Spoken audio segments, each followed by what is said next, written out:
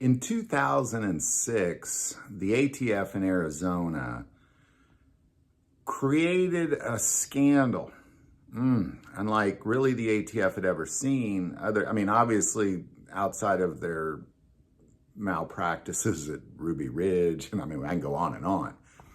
But as far as just straight up ignorance of doing something that really kind of made them look foolish, which was what's referred to as the gun walking scandal, where ultimately they allowed straw purchases to take place.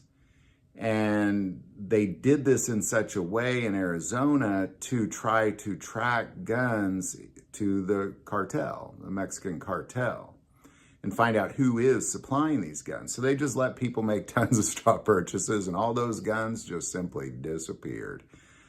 Hundreds and hundreds of guns just simply disappeared under their watch. And it was referred to as the gun walking scandal. And then in 2011, they tried it again, this time with tracking devices. And these tracking devices were really inoperable after 48 hours. So they lost more guns, essentially continuing to let people illegally ship guns to Mexico without any really repercussions or being able to get those guns back.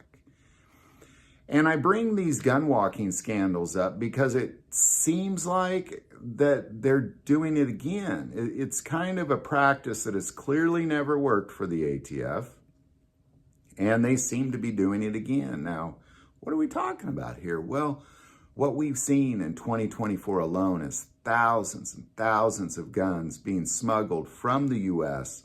into Mexico, seemingly easily without repercussions. In addition to that, hundreds and hundreds and hundreds of thousands of rounds of ammo being smuggled into Mexico from the U.S., seemingly easily, if not millions of rounds. And the only reason we even know about these is because border agents are, finding them. And not just finding them, but finding few of them. And now there's estimates of, well, if they found this many, well, how many have really gotten through? And the estimates are thousands of guns and potentially millions of rounds of ammo, but at the very least, hundreds and hundreds of thousands of rounds of ammo being smuggled from the U.S.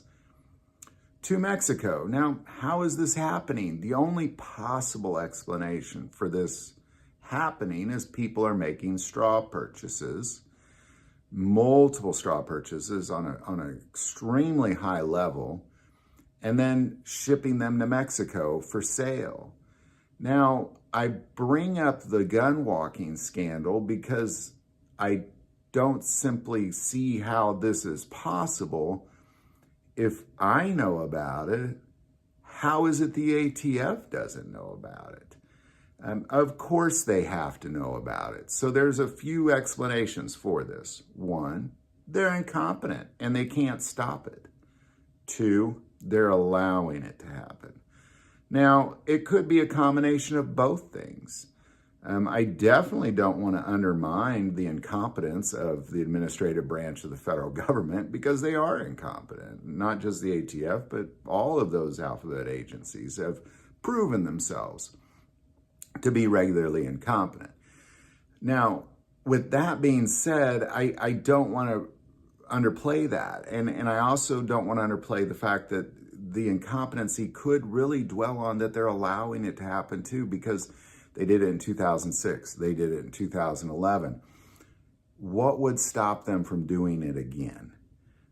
I would argue nothing, because they don't seem to be able to learn from past lessons. Now, if you look at the amount of guns being smuggled into Mexico in 2023, 2022, and 2021, it's exponentially higher in 2024. And that's why I believe there's more behind the idea that it's not just people making straw purchases at a higher level. It's people getting away with straw purchases at a much higher level. And I believe that is why the ATF, I believe we're going to find that there's some sort of gun walking project going on right now with the ATF. Probably won't find out about it until 2025, but I just don't see how we have so many guns being straw purchased and shipped to Mexico. You know, you also have Mexican president trying to sue gun manufacturers. That just went through the Supreme Court and was knocked down because of the sheer volume of guns coming into Mexico over the border. It's a big issue for them down there. And now what we're seeing is the ATF either is just straight up missing it because of incompetency, or they're allowing it to happen. They've done it twice before that we know of, and I believe that's what we're seeing happen right now. I hope I'm wrong, but I believe they're allowing it to happen. Actually, I don't hope I'm wrong, because I'd rather they be allowing it to happen than they're just that foolish. I'd hate to think that they're that incompetent. But I don't know. I'd love to know your thoughts on this. If you have any insight on this, definitely put that below. But in the end, what you have is you have thousands of guns and hundreds of thousands of rounds of ammo being smuggled into Mexico from the United States based on straw purchases at an exponential level than we've seen in the past. So I believe the ATF is allowing this to happen because we've seen them do that before in the gun walking scandal. And I think we're just entering into another gun walking scandal. And they're just going to lose all these guns into Mexico. So any thoughts or insight again on that, definitely put it below.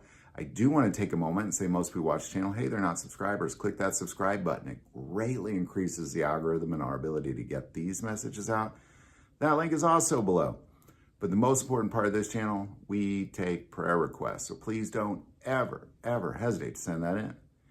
Thank you for watching this episode of God, Family, and Guns. And as always, love God, love your family, and love guns.